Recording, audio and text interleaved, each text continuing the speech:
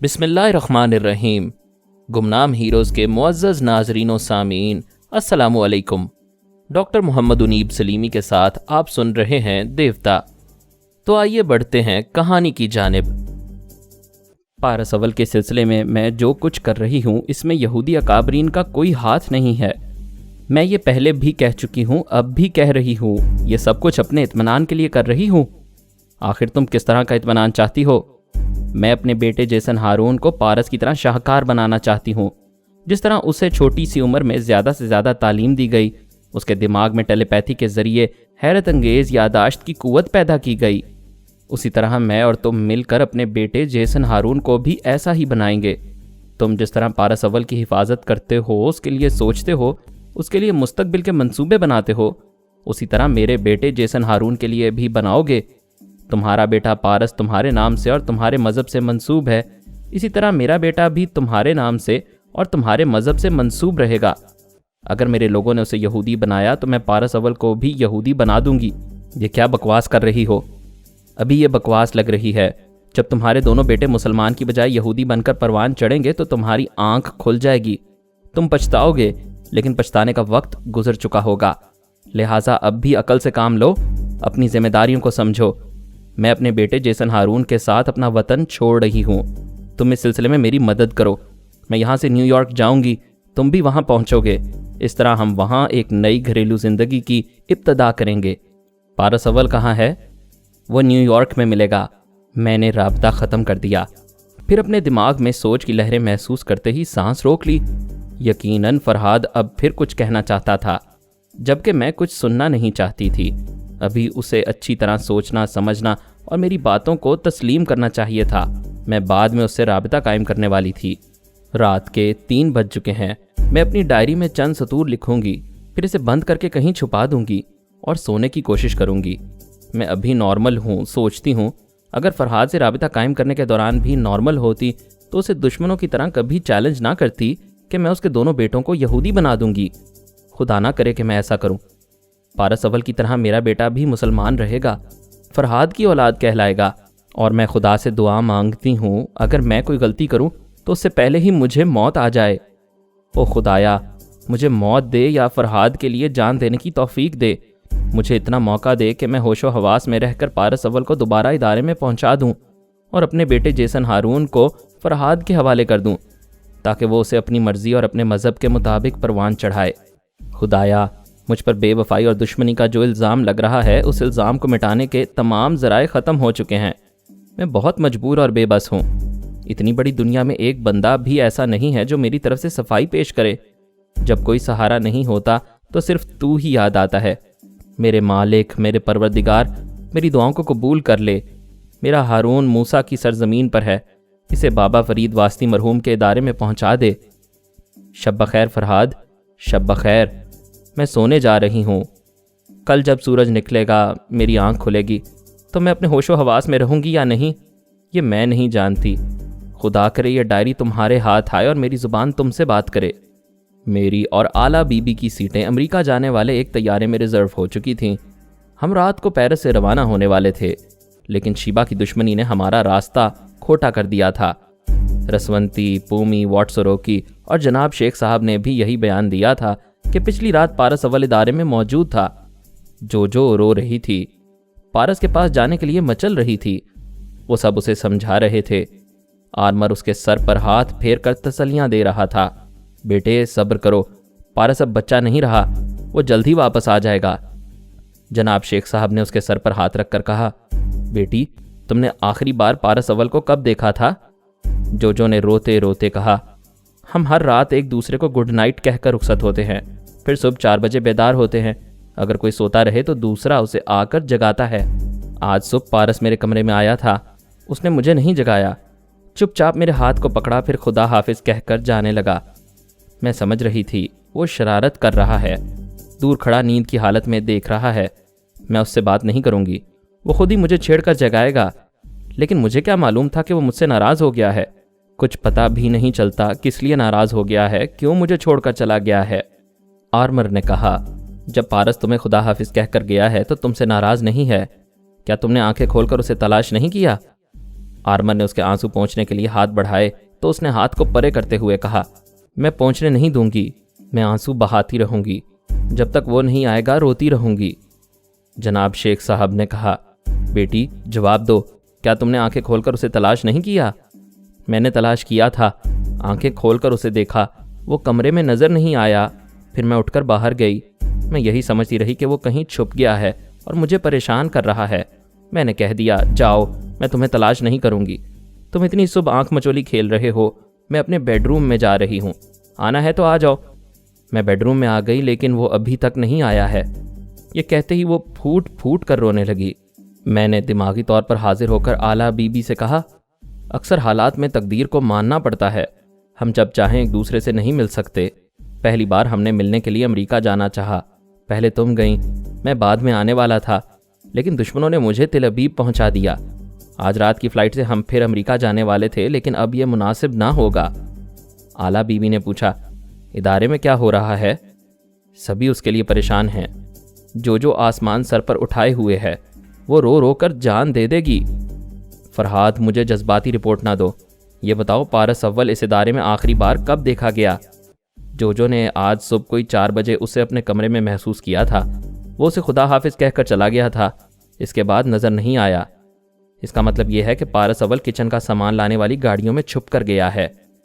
میں نے تائید میں سر ہلا کر کہا، ایسا ہو سکتا ہے، شیبہ نے کسی ایک ڈرائیور کو ٹریپ کیا ہوگا، اس کے دماغ میں قبضہ جما کر پارس کو وہاں چھپایا ہوگا اور اسی گاڑی میں ادارے سے باہر پہنچا دیا ہوگا۔ آلہ بی بی نے کہا، اس وقت دوپہر کے 2 بجے ہیں، پارس صبح 5 بجے وہاں سے نکلا ہوگا۔ اگر فرانس کے تمام ایئرپورٹ پر سخت نگرانی رکھی جائے تو دشمن اسے اس ملک سے باہر نہیں لے جا سکیں گے۔ جناب شیخ صاحب نے فرانسیسی اعلیٰ حکام سے رابطہ قائم کر کے انہیں پارس کے متعلق بتا دیا ہے۔ وہ لوگ یقیناً تمام ایئرپورٹ اور پرائیویٹ فلائنگ کلب وغیرہ کی سختی سے نگرانی کر رہے ہوں گے، کسی نوجوان کو اس ملک سے باہر نہیں جانے دیں گے۔ تم کسی اعلیٰ افسر سے رابطہ قائم کر کے معلوم کرو اب کیا ہو رہا ہے۔ میں نے ایک اعلیٰ افسر کو مخاطب کیا، اس نے جواب دیا، جناب ہمیں 1:45 بجے پارس بابا کے متعلق اطلاع ملی، ہم نے فوراً احکامات صادر کر دیے، کسی بھی ایئرپورٹ سے یا کسی بھی فلائنگ کلب کے کسی طیارے یا ہیلی کاپٹر سے کوئی نوجوان یہاں سے نہیں جائے گا۔ میں نے کہا، آفیسر اب ایک بات اور معلوم کرو، صبح 5 بجے سے 1:45 بجے تک تمہارے ملک کے تمام پرائیویٹ کلب اور ایئرپورٹ وغیرہ سے کتنے طیارے اور ہیلی کاپٹر روانہ ہوئے ہیں جن میں 16 یا 17 برس کے نوجوان دیکھے گئے ہیں؟ میں ابھی معلوم کرتا ہوں۔ میں اس آفیسر کے دماغ میں موجود رہا۔ وہ 15-20 منٹ تک اپنے ملک کے تمام ایئرپورٹ اور فلائنگ کلب وغیرہ سے رپورٹ حاصل کرتا رہا۔ پتہ چلا ملک کے کسی بھی فلائنگ کلب میں کسی ہیلی کاپٹر سے اس عمر کے جوان کو جاتے ہوئے نہیں دیکھا گیا ہے۔ البتہ لندن جانے والی 10 بجے کی فلائٹ سے 2 جوان روانہ ہوئے ہیں، 3 اور نوجوان مشرق وسطیٰ جانے والی ایک فلائٹ میں موجود تھے۔ آفیسر معلوم کرو وہ نوجوان اپنے والدین کے ساتھ گئے ہیں یا اپنے سرپرستوں کے ساتھ۔ لندن جانے والے 2 جوانوں پر زیادہ توجہ دو اور وہاں کا پتہ معلوم کرو، یقیناً ان کے پاسپورٹ وغیرہ میں جو تفصیلات ہوں گی ان کا ریکارڈ یہاں کی ایمبیسی میں موجود ہوگا۔ وہ آفیسر پھر اپنی ڈیوٹی سے لگ گیا۔ اعلیٰ بی بی نے کہا، جو نوجوان مشرق وسطیٰ گئے ہیں وہ پارس نہیں ہو سکتے، شیبہ اور دوسرے یہودی عرب ملکوں میں جا کر پارس کو نہیں چھپا سکتے۔ مجھے تفصیل سے بتاؤ شیبہ نے تم سے کیا کہا ہے؟ میں اعلیٰ بی بی کو اس کی ایک ایک بات بتانے لگا۔ اس نے کچھ سوچنے کے بعد کہا، ہمیں نیو یارک جانا چاہیے، ہماری سیٹ ریزرو ہے، ابھی اسے کینسل نہ کراؤ، ہم فلائٹ روانہ ہونے تک پارس کو یہاں تلاش کرتے ہیں، خدا نخواستہ ناکامی ہوئی تو نیو یارک تک ضرور سفر کریں گے۔ میں نے 1 گھنٹے بعد پھر اعلیٰ افسر سے رابطہ قائم کیا۔ اس نے بتایا، لندن سے ہمارے کئی جاسوسوں نے رپورٹ دی ہے، وہ 2 نوجوان اپنے والدین کے ساتھ پیرس کی سیر کرنے آئے تھے۔ ان کے والد لندن کے پرانے باشندے ہیں، ان کے کاغذات وغیرہ بالکل درست ہیں۔ اس کے باوجود ہمارے جاسوس یہ معلوم کرنے کی کوشش کر رہے ہیں کہیں وہ نوجوان میک اپ میں نہ ہوں۔ آج شام تک وہ کسی طرح اینٹی میک اپ کیمرے کے ذریعے ان کی تصویریں اتاریں گے تو پتہ چل جائے گا۔ دوسرے اعلیٰ افسر نے رپورٹ دی، مشرق وسطیٰ جانے والے وہ 3 عرب نوجوان ہیں، ان کے والدین کے کاغذات بالکل درست ہیں اور وہاں کے انٹیلیجنس والوں نے بھی اس بات کی تصدیق کر دی ہے کہ وہ لڑکے انہی عرب ملکوں سے تعلق رکھتے ہیں، وہ میک اپ میں نہیں ہیں۔ ایک اور اعلیٰ افسر نے کہا، جناب فرحات صاحب، یہاں سے جتنی شاہراہیں دوسرے ملکوں کی طرف جاتی ہیں ان سب کی ناکہ بندی کر دی گئی ہے۔ اب تک کی رپورٹ کے مطابق صبح 5 بجے سے کوئی جوان کسی گاڑی میں دیکھا نہیں گیا ہے۔ اور آئندہ 16 یا 17 برس تک کا کوئی بھی جوان دیکھا گیا تو اسے روک لیا جائے گا۔ میں نے اعلیٰ بی بی کو یہ ساری باتیں بتائیں۔ اس نے کہا، اس کا مطلب یہ ہے کہ پارس اسی ملک میں ہے یا ہو سکتا ہے اسی شہر میں ہو۔ میں نے کہا، تم ایک بات بھول رہی ہو، شیبا نے ٹیلی پیتھی کے ذریعے ایک ڈرائیور کو ٹریپ کر کے پارس کو ادارے سے نکالا ہے۔ کیا وہ چیک پوسٹ والوں کو خیال خوانی کے ذریعے ٹریپ کر کے اسے کسی شاہراہ سے گزار نہیں سکتی؟ کسی ہیلی کاپٹر سے لے جا نہیں سکتی؟ ہاں، شیبا کے لیے یہ تو ایک کھیل ہے، وہ ایسا کر سکتی ہے۔ تم اس سے رابطہ قائم کرو۔ اس سے کچھ حاصل نہیں ہوگا۔ وہ ایک ہی بات کہتی ہے کہ مجھے نیو یارک پہنچنا چاہیے، وہ میرے ساتھ گھریلو زندگی گزارے گی۔ اس کی بات مان لو، اس طرح تمہارا وہ بیٹا جیسن ہارون بھی تمہارے پاس رہے گا۔ میں نے ناگواری سے کہا، اسے جیسن ہارون نہ کہو، مجھے اپنے بیٹے کے لیے یہ نام پسند نہیں ہے۔ چلو نام پسند نہ ہو، بیٹے کو تو ناپسند نہیں کر سکتے، وہ تمہارا ہے۔ شیبا اسے تمہارے پاس لائے گی، یہ اچھا موقع ہے، تم اسے یہودیوں کے نرگے سے نکال کر بابا صاحب کے ادارے میں پہنچا سکتے ہو۔ میں نے پوچھا، اس بات کی کیا ضمانت ہے کہ شیبا جس بچے کو نیو یارک لائے گی وہ میرا ہی ہوگا؟ کیا مطلب؟ وہ دن یاد کرو، بہت پہلے رسونتی دشمنوں کے فریب میں آ گئی تھی، مجھے دشمنوں اور دشمنوں کو دوست سمجھنے لگی تھی۔ پارس کو میرے پاس نہیں رکھنا چاہتی تھی، اپنے بچے کے ساتھ دشمنوں کی پناہ میں رہنا چاہتی تھی۔ ایسے وقت میں نے بچہ بدل دیا تھا، پارس کو اسے دور کر کے ایک دوسرا بچہ اس کی گود میں پہنچا دیا تھا۔ چونکہ وہ نوزائیدہ تھا اور رسونتی نے اسے جنم دینے کے بعد اچھی طرح غور سے نہیں دیکھا تھا، اس لیے دوسرے بچے کو پارس سمجھ کر اپنے سینے سے لگائے رہی تھی، اسے گود میں لے کر خوش ہوتی رہتی تھی۔ کیا یہی چال یہودی نہیں چل سکتے؟ کیا شیبا ہپنوٹائز کرنے والے کے زیر اثر نہیں ہے، اور اس کے زیر اثر رہ کر وہ پرائے بچے کو اپنا بچہ نہیں سمجھ سکتی، اور اپنا بچہ سمجھ کر مجھے دھوکہ نہیں دے سکتی؟ وہ ایک گہری سانس لے کر بولی، خیال خوانی کے معاملات بڑے پیچیدہ ہوتے ہیں، ٹیلی پیتھی کا کوئی معاملہ ایک طرف سے سلجھاؤ تو دوسری طرف سے الجھنے لگتا ہے۔ میں نے کہا، تم نیو یارک جاؤ گی، ٹرانسفارمر مشین کے سلسلے میں تمہارا مشن ادھورا رہ گیا ہے، تم ان اہم افراد تک پہنچ چکی ہو جو نئے سپر ماسٹر کا انتخاب کرتے ہیں، وہاں پہنچ کر مجھے کسی نہ کسی طرح ان کی آواز سنانے کی کوشش کرو۔ میں نے ان ممبران میں سے 2 کی آواز ریکارڈ کر لی ہے، ان کے کیسٹ وہاں اپنے ماتحت کے پاس چھوڑ آئی ہوں۔ تمہارے سلسلے میں اچانک ہی مجھے طلبیب آنا پڑا، تم چاہو تو ابھی اس سے دماغی رابطہ قائم کر کے ان 2 ممبران کی آواز سن سکتے ہو۔ میں پارس کے لیے بہت پریشان ہوں، سوچتا ہوں شیبا نے اس معصوم بچے کو نہ جانے کن دشمنوں کے حوالے کیا ہے، اور وہ اسے کہاں لے گئے ہیں۔ ایسے میں ٹرانسفارمر مشین کی طرف توجہ دینے کو دل نہیں چاہتا۔ تم پہلے ایسے جذباتی نہیں تھے، حقیقت کو سمجھتے تھے اور عمل کرتے تھے۔ تم پارس کے لیے پریشان ہو کر ٹرانسفارمر مشین کی اہمیت کو جھٹلا نہیں سکتے۔ ان 2 ممبران کی آواز سن کر بڑی آسانی سے سپر ماسٹر تک پہنچ سکتے ہو، اور تمہیں ایسا کرنا چاہیے۔ پارس ابھی نہیں مل رہا ہے، لیکن کب تک نہیں ملے گا؟ ہم سب نادان اور اناڑی نہیں ہیں، دشمنوں کی چالوں کو اچھی طرح سمجھتے ہیں، اور انہیں سمجھتے ہوئے جلد ہی پارس تک پہنچ جائیں گے۔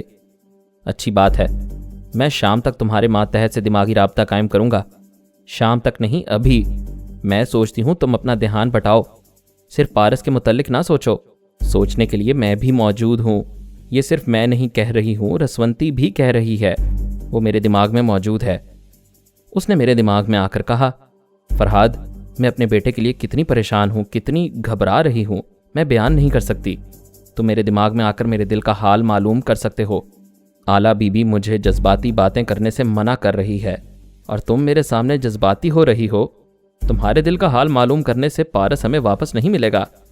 عورت جب ماں بن جاتی ہے تو صرف جذبات سے سوچتی ہے، تو مجھے خود غرض کہو گے، لیکن میں بہت بری طرح سہمی ہوئی ہوں، سوچتی ہوں کہیں میرا اپنا پارس بھی دشمنوں کے ہاتھ نہ لگ جائے۔ میں نے ناگواری سے کہا، تم واقعی خود غرض ہو، اسے اپنا پارس کہہ رہی ہو، اور جو اغوا ہو چکا ہے وہ اپنا نہیں ہے۔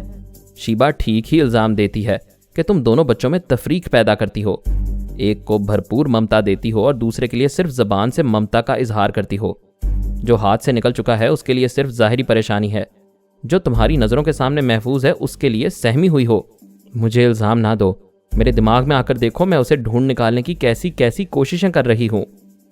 اعلیٰ بی بی نے پوچھا، فرہاد، تم اتنی دیر سے خاموش کیوں بیٹھے ہو؟ کیا رسونتی سے باتیں ہو رہی ہیں؟ رسونتی نے کہا، میں اعلیٰ بی بی کے دماغ میں جا رہی ہوں، وہاں آؤ۔ ہم دونوں اس کے دماغ میں پہنچے۔ رسونتی نے کہا، اتنی دیر سے ہم باتیں کر رہے تھے، یہ صاحب مجھے الزام دے رہے تھے کہ میں صرف اپنے پارس کو چاہتی ہوں، اور پارس اول سے دکھاوے کا رشتہ ہے۔ اعلیٰ بی بی نے ہنستے ہوئے کہا، تم اپنی باتوں سے ظاہر کر رہی ہو، بے خیالی میں بے ارادہ اسے اپنا پارس کہتی ہو۔ کس کے لیے کتنی محبت ہے اس کا حساب تمہاری زبان کر دیتی ہے، لیکن ابھی یہ جھگڑا نہیں ہے۔ میں نے کہا، یہی جھگڑا ہے۔ پارس اول سے جسے زیادہ دلچسپی، زیادہ لگاؤ ہے وہی اسے تلاش کرے، اور جسے زیادہ لگاؤ نہیں ہے وہ ٹرانسفارمر مشین کے سلسلے میں مصروف رہے۔ رسونتی کو تمہارے ماتحت سے دماغی رابطہ قائم کر کے ان ممبران تک پہنچنا چاہیے، اور ان ممبران کے ذریعے یہ سپر ماسٹر تک پہنچ سکتی ہے۔ میں بعد میں دیکھوں گا کہ مشین کے سلسلے میں کیا ہو سکتا ہے۔ پہلے میرے لیے پارس اول ضروری ہے، اتنا ہی ضروری جتنی کہ میری جان ہے۔ ٹھیک ہے، میں مشین کے سلسلے میں جا رہی ہوں، یہ میرے لیے بہتر ہے۔ اگر میں پارس کے لیے کوششیں کرتی رہوں گی، خدا نہ خواستہ میری کوششوں میں کوئی خامی پیدا ہو جائے، یا خدا نہ خواستہ اس بچے کو کوئی نقصان پہنچے، تو مجھ پر اور زیادہ الزامات عائد کیے جائیں گے۔ وہ چلی گئی۔ میں تھوڑی دیر تک سر جھکائے بیٹھا رہا، پھر خیال خوانی کی پرواز کی۔ پارس اول کے دماغ میں پہنچنا چاہا۔ اس نے سانس روک لی۔ میں نے پھر ذرا ایک وقفے سے اس کے دماغ میں پہنچنے کی کوشش کی۔ اس نے شیبا کو مخاطب کرتے ہوئے کہا، ممی اگر آپ ہیں تو جلدی سے کوڈ ورڈز دہرائیں۔ میں وہ کوڈ ورڈز نہیں جانتا تھا۔ اس نے پھر سانس روک لی۔ میں نے اعلیٰ بی بی سے کہا، بڑی مشکل ہے، میں بیٹے کے پاس جاتا ہوں وہ سانس روک لیتا ہے۔ شیبا نے اس کے دماغ میں آنے کے لیے کوئی خاص کوڈ ورڈز مقرر کیے ہیں جنہیں سن کر پارس اسے دماغ میں آنے کی اجازت دے دیتا ہے۔ اعلیٰ بی بی نے کہا، وہ کوڈ ورڈز ہمیں معلوم ہونے چاہیے۔ تم وقتاً فوقتاً شیبا کے پاس جاتے رہو، پارس سے بھی رابطہ قائم کرنے کی کوشش کرو۔ دونوں میں سے کوئی نہ کوئی بیمار پڑ سکتا ہے، کسی وجہ سے زخمی ہو سکتا ہے، کوئی ایسی بات ہو سکتی ہے کہ ان کے دماغ وقتی طور پر کمزور ہو سکتے ہیں۔ ایسے ہی وقت ہمیں بہت کچھ معلوم ہو سکتا ہے۔ میں نے ہاتھ اٹھا کر اسے چپ رہنے کے لیے کہا، پھر کچھ سوچتے ہوئے کہا، ابھی پارس مجھ سے کہہ رہا تھا ممی آپ کوڈ ورڈز دہرائیں۔ اتنی دیر تک مجھے اس کے دماغ میں جگہ ملی تھی۔ میں نے ایسے وقت کسی کو کھانستے ہوئے سنا، کوئی مرد کھانس رہا تھا۔ یہی تو میں کہتی ہوں، دونوں ماں بیٹوں کے دماغ میں آتے جاتے رہو، کچھ نہ کچھ ضرور معلوم ہوگا۔ رسونتی نے آ کر کہا، فرہاد میں ان ممبران تک پہنچ گئی ہوں۔ نیا سپر ماسٹر ان میں سے ایک ممبر کا داماد ہے۔ وہ بوڑھا ممبر اپنی بیٹی کو بہت چاہتا ہے۔ میں نے اس کے دماغ میں بیٹی کے لیے بہت زیادہ چاہت پیدا کی۔ اس نے ریسیور اٹھا کر نمبر ڈائل کیے، اس کی خیریت معلوم کی۔ میں نے نمبر نوٹ کر لیے ہیں اور اس کی بیٹی کی آواز بھی سن لی ہے۔ میں نے کہا، اسی طرح آگے بڑھتی رہو، سپر ماسٹر تک پہنچ جاؤ گی۔ مجھے نہیں، تمہیں پہنچنا چاہیے۔ ابھی اس عورت کی سوچ بتا رہی تھی کہ اس کا شوہر یعنی سپر ماسٹر لباس تبدیل کرنے گھر آ رہا ہے۔ وہ اعلیٰ بی بی کے ذریعے مجھ سے گفتگو کر رہی تھی۔ اعلیٰ بی بی نے کہا، رسونتی درست کہہ رہی ہے، ابھی تمہیں سپر ماسٹر تک پہنچنا چاہیے۔ ہو سکتا ہے اس کے وہاں پہنچتے ہی کوئی بات بگڑ جائے، تم رہو گے تو بگڑتی ہوئی بات کو بنانے کی کوشش کرو گے۔ اچھی بات ہے، میں جا رہا ہوں۔ میں رسونتی کے دماغ میں آیا۔ اس نے سپر ماسٹر کی وائف کے لب و لہجے کو یاد کیا، خیال خوانی کی پرواز کی اور اس کے دماغ میں پہنچ گئی۔ میں اس کے دماغ میں تھا، لہٰذا اس عورت کے دماغ میں بھی پہنچ گیا۔ اپنی جوان بیٹی سے وہ کہہ رہی تھی، نینسی تمہارے پاپا تمہاری پسند کا لباس پہنتے ہیں، جاؤ ان کی الماری سے لباس نکال کر دیکھو، کیا انہیں استری کرنے کی ضرورت ہے؟ نینسی نے کہا، اوہ ممی، پاپا گولف کھیلنے جا رہے ہیں، اس کے لیے کوئی خاص اہتمام کی ضرورت نہیں ہے۔ وہ اکثر وائٹ سوٹ پہن کر جاتے ہیں، کھیلنے سے پہلے کوٹ اتار دیتے ہیں۔ تم یہ کیوں بھول رہی ہو کہ کھیل یا تفریح کے موقع پر وہ تمہیں ساتھ رکھتے ہیں، لہٰذا تمہیں بھی ڈریس چینج کر لینا چاہیے۔ ان کی باتوں سے پتہ چلا بیٹی باپ کے بہت زیادہ قریب ہے، لہٰذا میں نینسی کے دماغ میں رہ کر اس کے متعلق معلومات حاصل کرنے لگا۔ وہ بہت ذہین تھی، اعلیٰ تعلیم حاصل کر رہی تھی۔ اس کا باپ اسے اپنی طرح سیاست میں لانا چاہتا تھا، اسی لیے ہمیشہ ساتھ رکھتا تھا، لیکن سپر ماسٹر کا عہدہ ہی ایسا تھا کہ اس میں کسی کو رازدار نہیں بنایا جا سکتا تھا۔ نینسی کو یہ نہیں معلوم تھا کہ اس کا باپ سپر ماسٹر ہے، بس اتنا معلوم تھا کہ کسی اعلیٰ عہدے پر باپ کی ترقی ہوئی ہے۔ میں نے تھوڑی دیر کے لیے اس سے رابطہ ختم کیا، آرمر کو مخاطب کر کے پوچھا، پارس اول کے سلسلے میں کیا ہو رہا ہے؟ میرے بھائی سبھی کسی نہ کسی طور مصروف ہیں، اپنی اپنی صلاحیتوں کا مظاہرہ کر رہے ہیں، اسے ڈھونڈ نکالنے کی ہر ممکن کوشش کی جا رہی ہے۔ میں آپ سے ایک بات کہنا چاہتا ہوں۔ کیا کچھ کہنے کے لیے اجازت کی ضرورت ہے؟ یہاں سے تو اجازت نہیں ملے گی، اس لیے آپ سے کہہ رہا ہوں، مجھے اس ادارے سے باہر جانے دیں، میں خود اسے تلاش کروں گا۔ تم نے عملی زندگی بہت کم گزاری ہے، تمہارے مزاج میں دوستی اور محبت ہے، تم دشمنوں کی چالوں کو نہیں سمجھ پاتے۔ یہ بھی ان کی ایک چال ہے کہ پارس کو اغوا کر کے ٹیلی پیتھی جاننے والوں کو اس کی تلاش میں ادارے سے باہر آنے پر مجبور کیا جائے۔ تمہیں رسونتی اور جوجو کو اس پناہ گاہ سے باہر نہیں نکلنا چاہیے۔ تم ٹھیک کہتے ہو، ایسی پیچیدہ چالیں میری سمجھ میں نہیں آتی، لیکن مجھے کمتری کا احساس ہوتا ہے کہ میں ایسے وقت اپنے پارس اول کے لیے کچھ نہیں کر سکتا۔ جوجو کی آنکھ میں آنسو دیکھتا ہوں تو تڑپ جاتا ہوں، سوچتا ہوں ہاتھ پر ہاتھ دھرے بیٹھے رہنے سے کچھ نہیں ہوگا، بہت کچھ ہوگا۔ ٹیلی پیتھی جاننے والے بیٹھے ہی بیٹھے ساری دنیا میں پہنچ جاتے ہیں۔ تم ہر ایک سے دماغی رابطہ قائم کرتے رہو اور رپورٹ لیتے رہو کہ پارس اول کو تلاش کرنے کے سلسلے میں کون کیا کر رہا ہے اور کہاں تک امید مستحکم ہو رہی ہے۔ کوئی خاص بات ہو تو مجھ سے رابطہ قائم کرنا، میں دوسری جگہ مصروف ہوں۔ میں پھر نینسی کے پاس پہنچا۔ وہ لباس تبدیل کر چکی تھی، اپنے باپ سے باتیں کر رہی تھی، گویا مجھے سپر ماسٹر تک پہنچا رہی تھی۔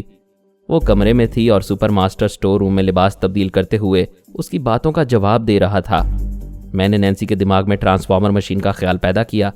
اس نے کہا، پاپا آپ اس خفیہ ٹیم میں شامل ہونے والے تھے جو ٹرانسفارمر مشین کے سلسلے میں ترتیب دی جا رہی تھی، کیا آپ شامل ہو چکے ہیں؟ سپر ماسٹر نے تعجب سے پوچھا، تمہیں یہ خیال کیوں آیا؟ آپ نے شاید ایک برس پہلے مجھ سے یہ بات کہی تھی، میں تو بالکل ہی بھول چکی تھی۔ میں اکثر فرحاد علی تیمور کے متعلق سنتی بھی ہوں اور پڑھتی بھی ہوں، وہ بہت خطرناک ہے۔ کیا وہ خطرناک نہیں ہے؟ ہاں بیٹے، مگر وہ ہمارا کچھ نہیں بگاڑ سکے گا۔ او نو پاپا، آپ مجھے تعلیم دیتے ہیں کہ سیاست کے میدان میں کسی کو کمزور نہیں سمجھنا چاہیے۔ ہر مقابل ہمارے لیے خطرناک ہوتا ہے اور یہی دیکھ کر اس کے خلاف داؤ پیچ آزمانا چاہیے۔ بے شک میں یہ نہیں کہتا کہ فرحاد علی تیمور خطرناک نہیں ہے، لیکن اس کے خلاف ہماری ٹیم بہت ہی منظم اور مستحکم ہے۔ ہم نے اسے ٹرانسفارمر مشین چھینی ہے، گویا شیر کے منہ سے نوالا چھین لیا ہے۔ ہم اسے نادان اور کمزور نہیں سمجھتے، اس لیے ہمہ وقت مستعد رہتے ہیں اور یہی ہماری کامیابی ہے۔ کیا فرحاد سے مقابلہ کرنے کے لیے سانس روکنا ضروری ہوتا ہے؟ وہ سٹور روم سے باہر آیا، پھر حیرانی سے بولا، یہ تمہیں کیسے معلوم ہوا؟ سیدھی سی بات ہے، آپ نے فرحاد علی تیمور کا جو ریکارڈ اپنی میز پر رکھا ہوا تھا میں نے اس میں پڑھا ہے۔ کیا یہ سچ ہے پاپا؟ ہاں بیٹے سچ ہے، مگر تم ایسے سوالات کیوں کر رہی ہو؟ مجھے ڈر لگ رہا ہے۔ آپ سگار پیتے ہیں، شراب پیتے ہیں، آپ تو سانس نہیں روک سکتے۔ اگر وہ دشمن آپ کے سامنے آئے گا تو آپ کیسے مقابلہ کریں گے؟ اس نے ہنستے ہوئے بیٹی کے شانے کو تھپکتے ہوئے کہا، نو پرابلم، اس خفیہ ٹیم تک کوئی نہیں پہنچ سکتا۔ فرض کرو اگر فرحاد پہنچ بھی جائے تو اس ٹیم کے بڑے لوگوں سے مقابلہ کرے گا؟ میں تو ایک بہت ہی معمولی آفیسر ہوں۔ ہمارے پاس دولت ہے، عزت ہے، شہرت ہے، کسی چیز کی کمی نہیں ہے۔ آپ اس ملازمت سے استعفیٰ دے دیں۔ میری ملازمت کے آخری 2 سال رہ گئے ہیں، استعفیٰ دینا نادانی ہوگی۔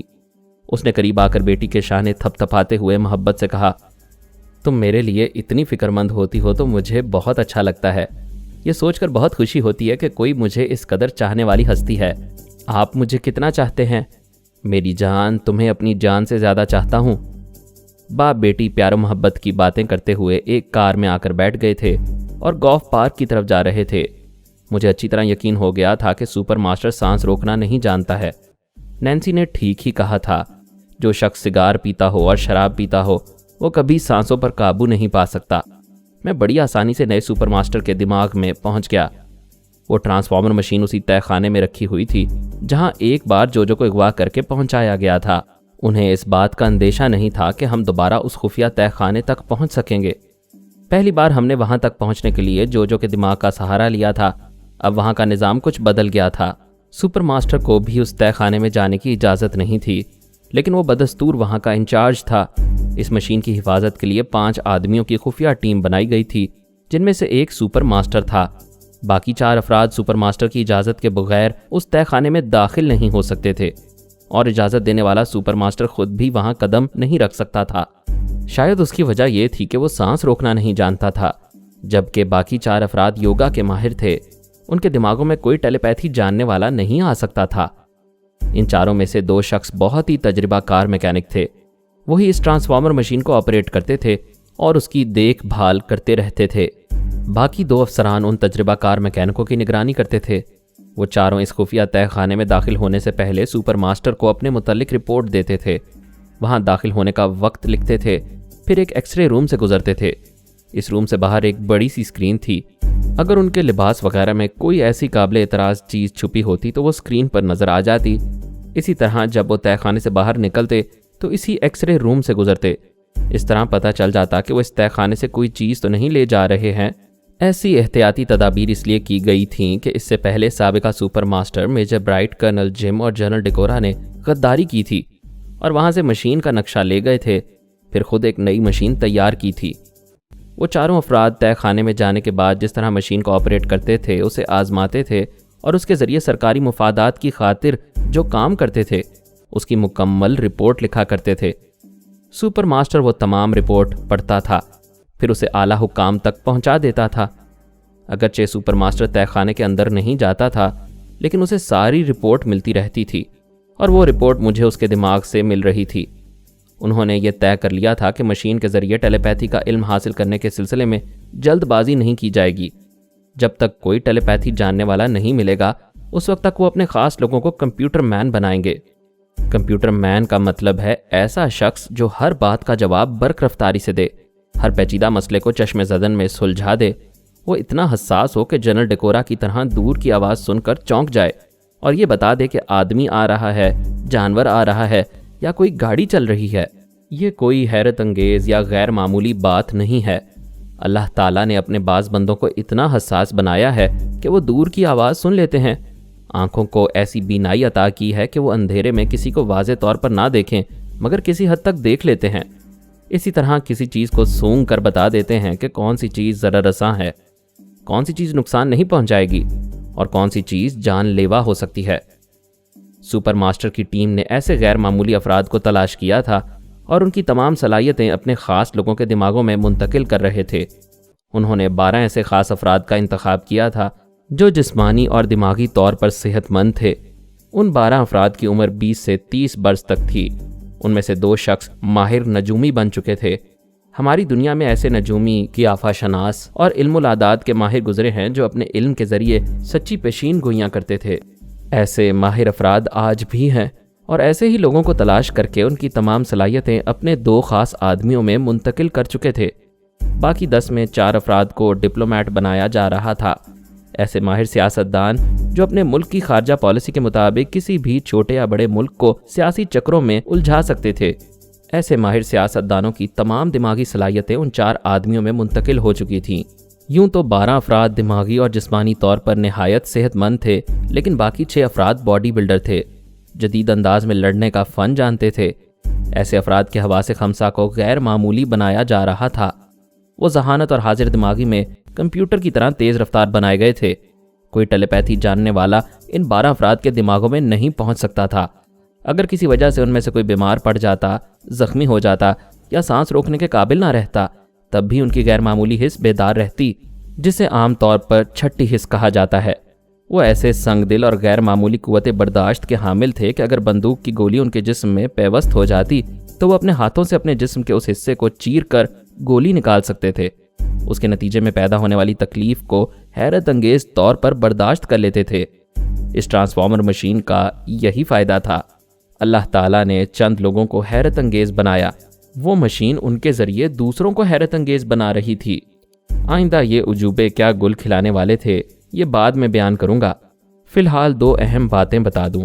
ایک تو یہ کہ 2 نجومیوں نے ہمارا ذائچہ بنایا تھا اور ہمارے متعلق پیشین گوئیاں کرتے آ رہے تھے اور وہ پیشین گوئیاں بڑی حد تک درست ثابت ہوتی رہی تھیں. ان میں سے چند غلط ہوئی تھیں. یہودیوں نے مجھے اور شیبہ کو اغوا کرنے کے بعد یہ بات راز میں رکھی تھی، لیکن ان میں سے ایک نجومی نے یہ بتا دیا تھا کہ میں کہیں قیدی کی زندگی گزار رہا ہوں. میری قید کی مدت 1 برس سے 5 برس تک ہوگی. موجودہ سال فرحاد علی تیمور پر بہت بھاری ہے. وہ ایک پر کٹے پرندے کی طرح پھڑ پھڑاتا رہے گا اور کچھ نہیں کر سکے گا. اس نجومی نے کہا، فرحاد کو قید کی صعوبتیں برداشت کرنا چاہیے. اگر وہ رہائی کے سلسلے میں جلد بازی کرے گا تو اس کی اولاد پر مصیبت آئے گی. اس کی اولاد میں سے جو اس کا اپنا خون ہوگا وہ اس سے بچھڑ جائے گا. اس پیشین گوئی نے مجھے چونکا دیا تھا. آج تک ہم یہ فیصلہ نہیں کر پائے تھے کہ 2 میں سے کون پارس ہمارا اپنا خون ہے. اس نجومی کی پیشین گوئی کے مطابق میرا اپنا خون بچھڑنے والا تھا اور پارس اول بچھڑ چکا تھا. لیکن کسی نجومی کی پیشین گوئی کسی حد تک صحت مند اور قابل اعتماد ہو سکتی ہے. اس حد تک یہ درست ہے کہ میری رہائی پاتے ہی میرا بیٹا پارس اول مصیبت میں مبتلا ہو گیا تھا، مجھ سے بچھڑ گیا تھا، لیکن اس نجومی کی یہ پیشین گوئی غلط ہو گئی کہ مجھے رہائی دلانے والی 2 عورتوں میں سے ایک مر جائے گی اور دوسری دشمنوں کی قید میں رہ جائے گی، جبکہ آلا بی بی اور سونیا دونوں ہی میرے ساتھ بخیریت واپس آ گئی تھیں۔ سونیا ادارے میں محفوظ تھی اور آلا بی بی میرے ساتھ تھی۔ دوسرے نجومی نے پیشین گوئی کی تھی کہ شیبہ اور پارس کا گٹھ جوڑ ہوگا، وہ اپنے ماں باپ سے طویل عرصے کے لیے بچھڑ جائے گا، دشمنوں کے سائے میں زندگی گزارے گا، لیکن دشمنوں کے لیے بھی گلے کی ہڈی بن جائے گا۔ اس کی دوسری پیشین گوئی یہ تھی کہ شیبہ زیادہ عرصے تک پارس کے ساتھ نہیں رہ سکے گی، وہ ایک موقع پر دل برداشتہ ہو کر خودکشی کر لے گی۔ مزید اقساط سننے کے لیے ہمارے چینل کا سبسکرائبر بنیں اور ساتھ ہی بیل آئیکن کو کلک کریں تاکہ آپ کو ہر آنے والی نئی ویڈیو کی نوٹیفیکیشن ملتی رہے۔ ہماری ویڈیوز کو لائک اور شیئر کریں اور ہمیں اپنی دعاؤں میں یاد رکھیے گا۔ ISI اور پاک آرمی زندہ باد، پاکستان پائندہ باد۔ ہم پھر ملیں گے انشاءاللہ ایک نئی قسط کے ساتھ، تب تک کے لیے اللہ حافظ۔